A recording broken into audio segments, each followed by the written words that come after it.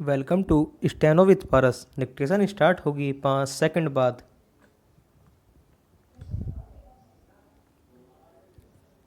Start. उपाध्यक्ष महोदय, वित्त मंत्री को देश की आर्थिक स्थिति और निर्धनता के संबंध में जितनी जानकारी प्राप्त होती है उतनी किसी अन्य मंत्री को संभव नहीं होती।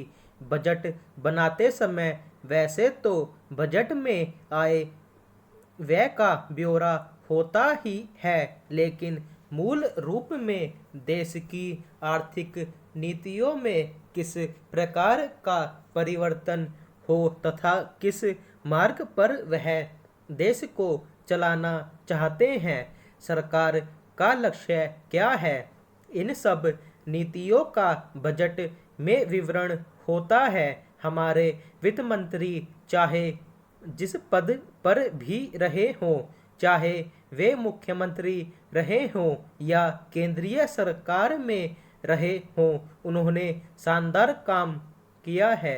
जिस समय उन्होंने बजट प्रस्तुत किया उस समय देश को और विशेष रूप से गरीबों को उनसे बहुत सी आशाएं थी। देश में लगभग 6 लाख गांव हैं। उनमें जो बेरोजगारी है, गरीबी है, उसके संबंध में देश की जनता को उनसे बड़ी आशाएं थी और जनता देखना चाहती थी कि इस अवसर पर सरकारी नीतियों के द्वारा देश को वे क्या मार्गदर्शन देना चाहते हैं।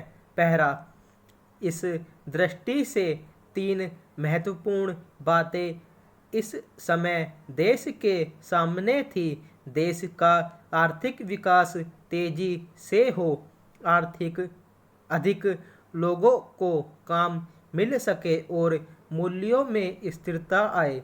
जहां तक इन 3 उद्देश्यों का संबंध है, हमने देखा कि उस और कुछ प्रयत्न हुए हैं।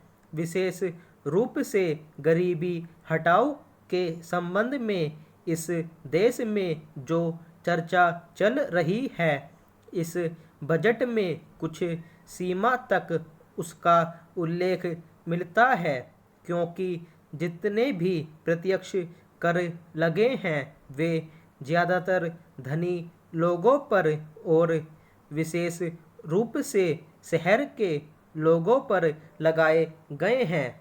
इस तरह से जो एक प्रकार की आर्थिक असमानता हमारे देश में चल रही है, उसको दूर करने का प्रयत्न अवश्य किया गया है।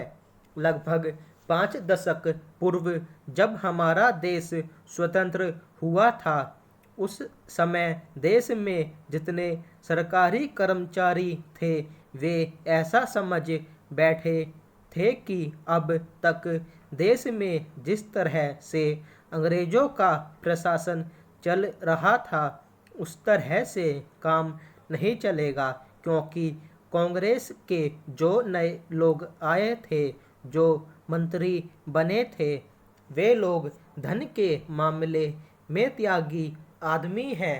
धन से उनको मोह नहीं है, लेकिन बाद में उन्होंने देखा कि हमारे मंत्री लोग भी उसी तरह से शानदार जीवन पसंद करने लग गए जिस तरह से अंग्रेज करते थे।